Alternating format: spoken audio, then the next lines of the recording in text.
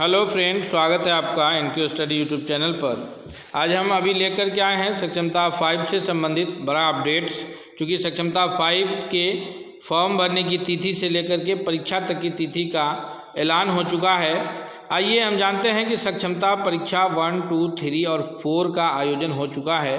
3,60,000 नियोजित शिक्षक थे जिनको जो है सक्षमता परीक्षा दे करके विशिष्ट शिक्षक के रूप में राज्यकर्मी का दर्जा प्राप्त करने के लिए सरकार ने नियमावली बनाई और उस पर काम हुआ, जिसमें से अब तक 4 चरण की परीक्षा हो चुकी है और 2,66,000 से अधिक नियोजित शिक्षक जो है सक्षमता परीक्षा पास कर चुके हैं, जिसमें से सक्षमता 1 और 2 पास किए हुए शिक्षक जो है विशिष्ट शिक्षक के रूप में विद्यालय में योगदान अब तक कर चुके हैं।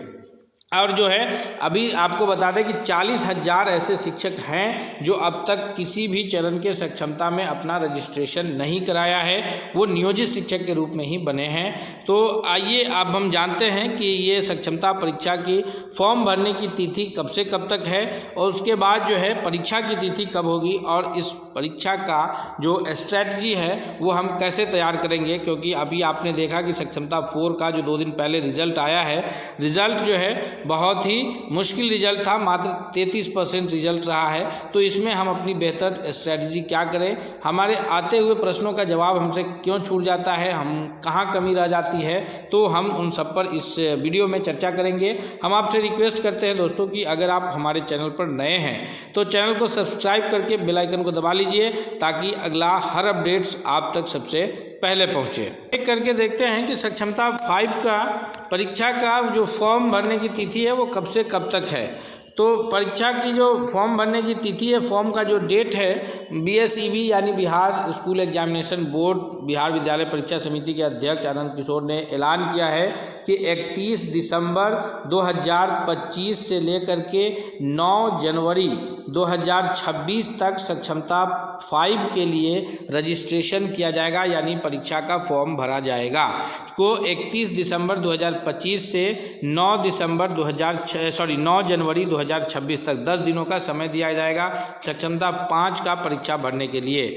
जो लोग सक्षमता 4 में ही 5 के लिए रजिस्ट्रेशन किए होंगे उनको जो है सिर्फ और सिर्फ एप्लीकेशन फॉर्म का दाम देना होगा, जो कि आपको एप्लीकेशन फॉर्म कितना दिए थे आपको याद ही होगा। तो ये याद रखिए, जो ऑलरेडी रजिस्टर्ड है उनको जो है इस सक्षमता में नया कुछ नहीं करना है, केवल पेमेंट करना है। जो ऑलरेडी रजिस्टर्ड है सक्षमता 4 में ही सक्षमता 5 के लिए जो अपना रजिस्ट्रेशन कर चुके हैं वैसे शिक्षक साथी केवल जो है इसमें पेमेंट करेंगे। पेमेंट का मूल्य आपको पता है कि 1100 रुपया जो है सक्षमता परीक्षा का फॉर्म का मूल्य है जो विशिष्ट शिक्षक के लिए है। लेकिन जैसे जो 40,000 ऐसे शिक्षक बचे हैं जो किसी भी चरण में अपना रजिस्ट्रेशन नहीं किया है, वैसे शिक्षक अगर सक्षमता 5 में शामिल होना चाहते हैं तो उन्हें फिर से अपना पहले रजिस्ट्रेशन करना होगा, फिर वो फॉर्म भर के 1100 रुपया पेमेंट करके सक्षमता 5 में शामिल हो सकते हैं। चूँकि अभी 2 चरण का सक्षमता का रिजल्ट आ चुका है, उनकी काउंसलिंग होनी है और उसके बाद विशिष्ट शिक्षक के रूप में सभी योगदान करेंगे। फिर जो बचे हुए नियोजित शिक्षक रहेंगे उस पर सरकार क्या निर्णय लेगी वो आगे हम आपको अगला अपडेट्स में देंगे। आइए हम बात करते हैं कि परीक्षा की तैयारी की स्ट्रैटेजी पर कि हम सक्षमता 5 की परीक्षा की तैयारी कैसे करें। तो दोस्तों, जो भी शिक्षक हैं, चाहे वो 1 to 5 के शिक्षक हों या 6 to 8 के शिक्षक हैं, 9th 10th या 11th 12 के शिक्षक हैं, हम आप सबसे कहते हैं कि आप जान नहीं रहे हैं कि ये जो सक्षमता परीक्षा है वो कंप्यूटर बेस्ड टेस्ट है, CBT मोड में आपका परीक्षा होना है। बड़ी परेशानी यहाँ आती है हमारे शिक्षक साथियों को कि आप माउस के कर्सर को जो है पार्टिकुलर समय पर जो है क्वेश्चन पे टिक करने में दिक्कत होती है। आप माउस का कर्सर को जो है इसमें प्रैक्टिस की थोड़ी सी कमी रहती है। जो माउस का हम प्रश्नों का सवाल का आता रहता है कि इस प्रश्न का ये जवाब होगा, लेकिन हमें समय लग जाता है कि हम माउस के कर्सर को उस क्वेश्चन का आंसर तक लाने में।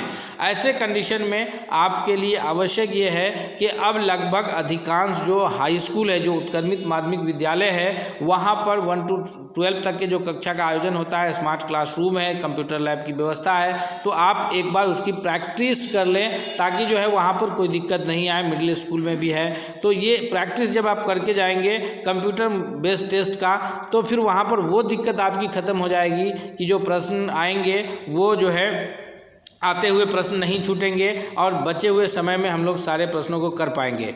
दूसरी परेशानी ये है कि आपको अक्सर जो है भ्रम फैलाया जाता है कि 1 to 5 के शिक्षकों को उसी स्तर का प्रश्न आएगा, तो हम देख करके 1 to 5 की पुस्तक जाते हैं, प्रश्न का स्तर हमें लगता है कि बहुत हार्ड है।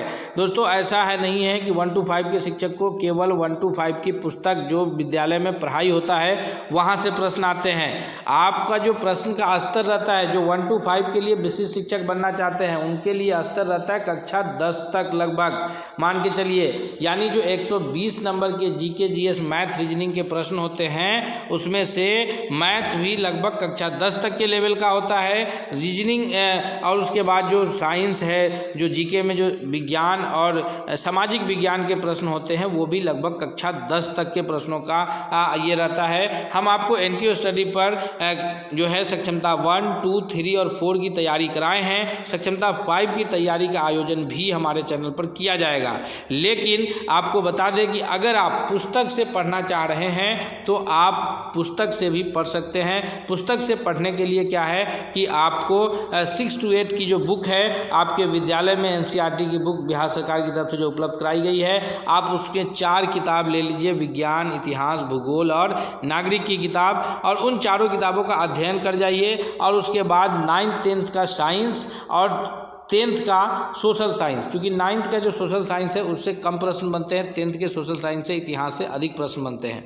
तो इतना अगर आप पुस्तक से पढ़ना चाहते हैं तो इतनी पुस्तक का आपको अध्ययन करके जाएंगे, फिर 1 to 5 की विशिष्ट शिक्षक के लिए कोई दिक्कत नहीं होगा, क्योंकि यहाँ 120 नंबर का जीके जीएस मैथ रीजनिंग के प्रश्न होते हैं और 30 नंबर का भाषा का प्रश्न होगा, जिसमें से 22 नंबर जो है उर्दू शिक्षक के लिए उर्दू के प्रश्न होंगे, हिंदी शिक्षक के लिए जो सामान्य शिक्षक है उन्हें हिंदी में प्रश्न आएगा, और 9 नंबर का इंग्लिश का प्रश्न होगा जो सभी शिक्षकों के लिए अनिवार्य होगा, और ये भाषा में पास होना सभी शिक्षकों के लिए अनिवार्य रहता है।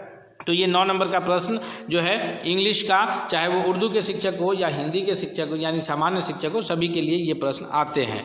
तो आप इस तरह से तैयारी कर सकते हैं। जो 6 to 8 के टीचर हैं, 6 to 8 में जो है आपको पता होगा कि विषय अलग अलग बंट जाता है। लैंग्वेज के जो शिक्षक होते हैं, चाहे वो हिंदी लैंग्वेज के हो, इंग्लिश लैंग्वेज के हो, उर्दू लैंग्वेज के हो या संस्कृत लैंग्वेज के हो, तो उनके 80 नंबर के प्रश्न इन्हीं लैंग्वेज से पूछे जाते हैं।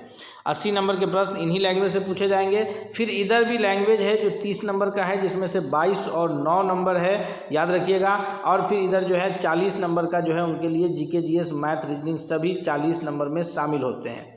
तो दोस्तों जो 6 to 8 के शिक्षक विशिष्ट शिक्षक के रूप में बनना चाहते हैं सक्षमता 5 में शामिल होकर के, तो आपके लिए ज़रूरी है कि आप लैंग्वेज पर ही ध्यान दें। आप जो विषय के शिक्षक हैं, हिंदी के हैं तो हिंदी पढ़िए, क्योंकि आपको हिंदी से 100 नंबर का प्रश्न है, 80 यहाँ है, 22 नंबर का यहाँ है। उर्दू के हैं तो उर्दू ही पढ़िए, 80 यहाँ है, 22 नंबर यहाँ है।